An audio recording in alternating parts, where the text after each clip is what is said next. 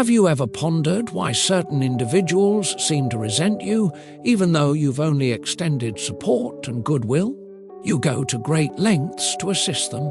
You're consistently present during their difficult times. However, they respond with scorn, overlook your contributions, or even undermine you intentionally. Here's what Carl Jung uncovered that could fundamentally alter your understanding of human interactions.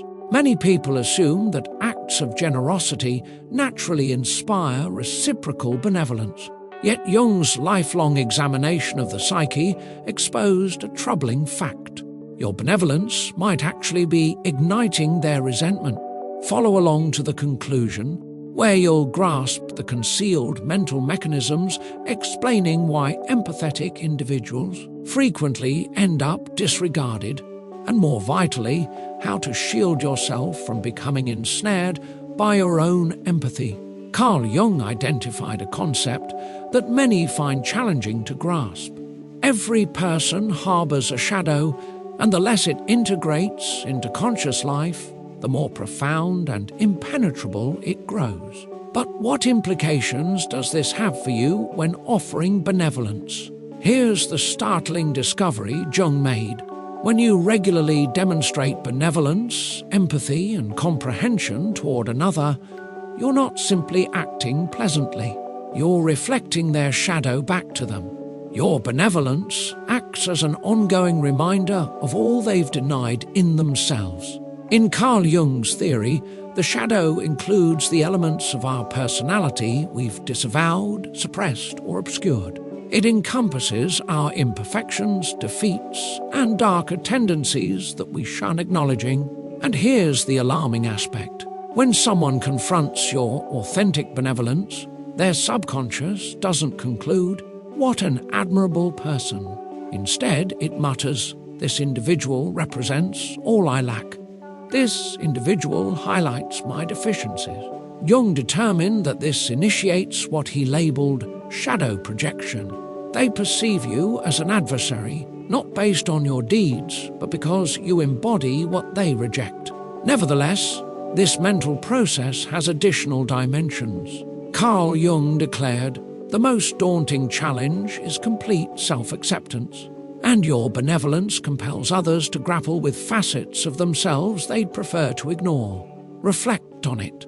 When you persistently exhibit benevolence to someone who's harsh, empathy to someone irritable, or comprehension to someone critical, you're illustrating an alternate mode of existence." Here's what Jung comprehended about the human mind. Most individuals opt to preserve their current self-view, even if negative, over facing the discomfort of possible transformation. Your benevolence endangers their whole sense of self.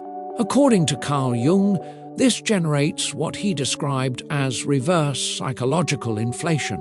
Rather than experiencing superiority, they encounter profound inferiority, and the sole method to regain their mental equilibrium is to diminish you.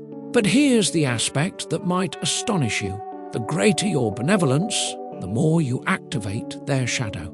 The more you activate their shadow, the greater their urge to persuade themselves and others that you're not truly benevolent, that you're insincere, calculating, or harboring ulterior motives. Jung found that individuals will fabricate intricate narratives about your actual intentions, merely to evade confronting what your benevolence exposes about their conduct.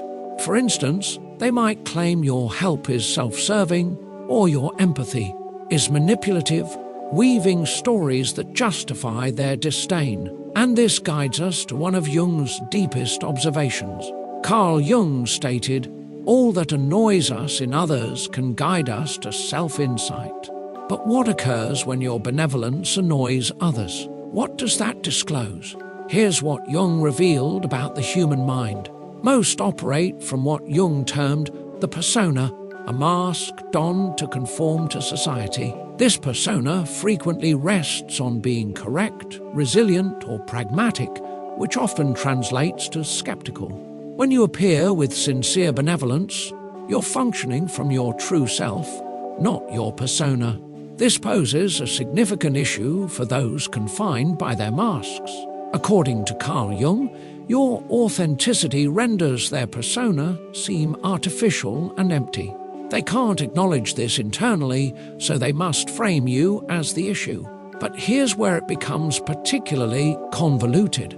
Jung discovered that people will frequently assail the exact traits in you that they covertly desire.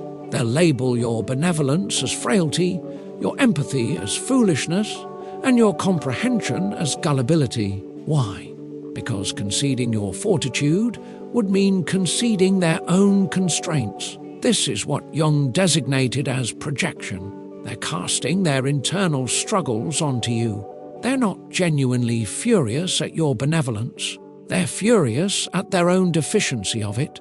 And this directs us to a vital realization. Carl Jung said, "Your sight clears when you gaze into your heart. Those who gaze outward dream, those who gaze inward awaken. But what transpires when your awakened condition endangers another's dream?" Here's what Jung learned about human evolution. Most navigate life unconsciously, trailing the masses, fulfilling expectations, never scrutinizing their habits or actions. Jung labeled this as being unaware. When you manifest with benevolence, particularly steady benevolence, you're exemplifying what Jung called individuation, the journey of evolving into your genuine self. According to Carl Jung, this intimidates those who haven't undertaken their internal labor. Your advancement accentuates their immobility. Your awareness accentuates their unawareness. But here's the critical point. Jung realized that individuals will frequently undermine or assail those more advanced in their mental development. It's not deliberate. It's a subconscious effort to drag you back to their plane. This clarifies why the more you develop yourself, the more some will begrudge you. The more emotionally developed you grow, the more they'll attempt to evoke your former habits. The more you mend, the more they'll attempt to injure you. For example, a colleague who sees your calm handling of stress might spread rumors to unsettle you, or a friend might dismiss your advice to avoid feeling inferior. And this guides us to Jung's most crucial caution. Carl Jung said, "The collective unconscious consists of archetypes, universal, patterns or images stemming from the collective unconscious. But what happens when you defy the collective pattern?" Here's what Jung comprehended about group mentality. When you steadfastly select benevolence in a world that frequently compensates harshness, you're opposing what Jung termed the collective unconscious, the communal mental patterns of your society. According to Carl Jung, this positions you as a menace to the existing order. Your benevolence implies an alternative path is feasible, and that horrifies those who've constructed their entire self around the present framework. But here's where it deepens further. Jung discovered that the collective unconscious harbors what he called archetypal patterns, and one of the strongest is the scapegoat archetype. When you're benevolent in a harsh world, you become the ideal scapegoat. People project all their remorse, embarrassment, and self-loathing onto you. They persuade themselves that you're the issue, not the framework that rendered them harsh. This is why compassionate individuals often become targets. Your benevolence doesn't merely activate individuals. It activates whole group interactions. People will band together against you not due to your actions, but because of what you symbolize. For instance, in a team where cynicism prevails, your positive outlook might unite others against you as unrealistic. And this brings us to the most vital query. Carl Jung said, "The lifetime privilege is being your true self. But what if being your true self incites others' resentment?" Here's Jung's deep observation. The individuals who resent your benevolence are actually revealing something essential about you. They're exposing where you might be surrendering your strength, where you might be pursuing affirmation through your positive actions.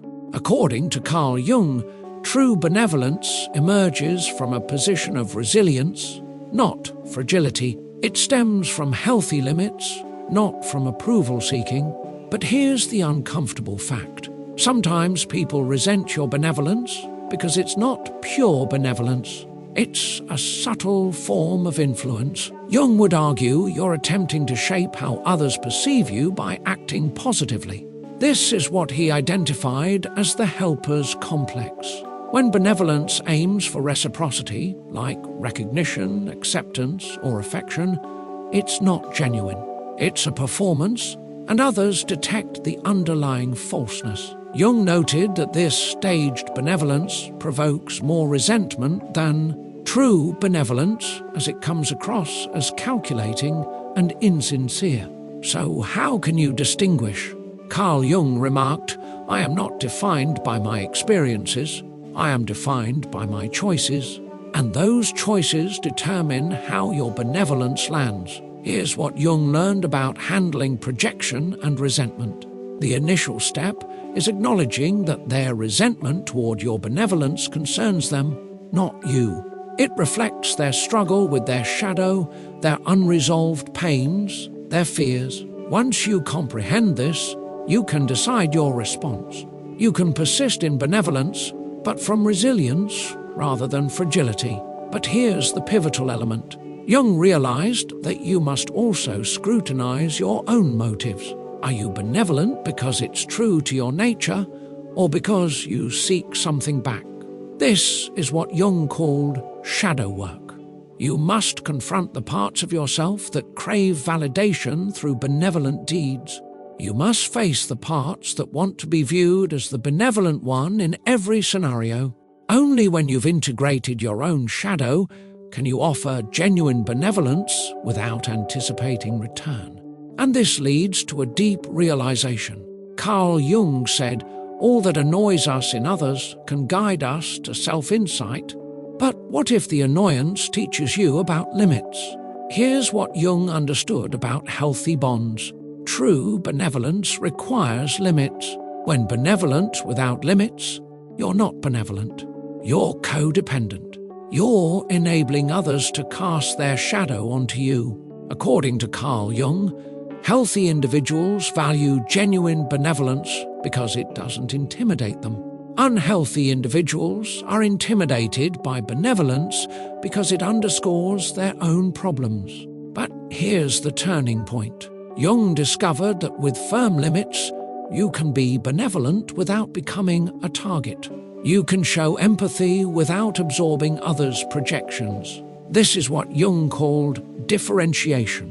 You stay yourself while permitting others to be themselves. You don't assume their emotional load. You don't attempt to repair or rescue them. And this alters everything. When you're emotionally balanced, their resentment of your benevolence becomes data, not damage. It informs you about their internal world, not your value. Jung discovered that this enables you to sustain your benevolence while guarding your vitality. You don't become harsh in response to their harshness, but you don't become a pushover either. And this guides us to the most vital insight. Carl Jung said, "I am not what occurred to me. I am what I elect to become, and what you elect to become decides how your benevolence is received." Here's Jung's ultimate wisdom. People don't resent true benevolence. They resent the challenge it poses to their self-image, their facade, their unhealed scars. Your role isn't to make your benevolence acceptable to the wounded. Your role is to ensure your benevolence is sincere, limited, and rooted in strength. But remember this key point. Jung found that those who resent your benevolence are your most valuable instructors. They highlight precisely where you need firmer limits, clearer motives, and greater self-embrace. They aren't adversaries, they are reflections. And when you view them as reflections rather than dangers, you've mastered the skill of benevolence in a world that sometimes can't tolerate it. This is what Jung described as the transcendent function, the capacity to embrace paradox. To be benevolent and resilient empathetic and protected, insightful and secure. And this represents the expertise Jung identified. When you can offer benevolence without seeking praise, assistance without expecting thanks, and empathy without demanding recognition, you've attained what Jung termed mental liberation. You're no longer captive to others' projections, nor imprisoned by your own quest for endorsement. You're simply, genuinely, powerfully benevolent, and that alters everything. Remember, those who resent your benevolence are displaying their scars, not your shortcomings. Your role is to remain benevolent while safeguarding your vitality, setting limits, and selecting relationships with those who can honor your genuine essence. Because, as Carl Jung ultimately discerned, the world doesn't require less benevolence. It requires more individuals who are benevolent from resilience, not fragility. And now you understand the difference. Now you possess Jung's guide to authentic benevolence in a world that sometimes can't handle authentic benevolence. The decision is yours. The strength is yours. The liberty is yours. Apply it thoughtfully. Thank you so much for joining me in this discussion. If today's content resonated, remember to subscribe and share it with someone who could use the perspective. See you in the next one.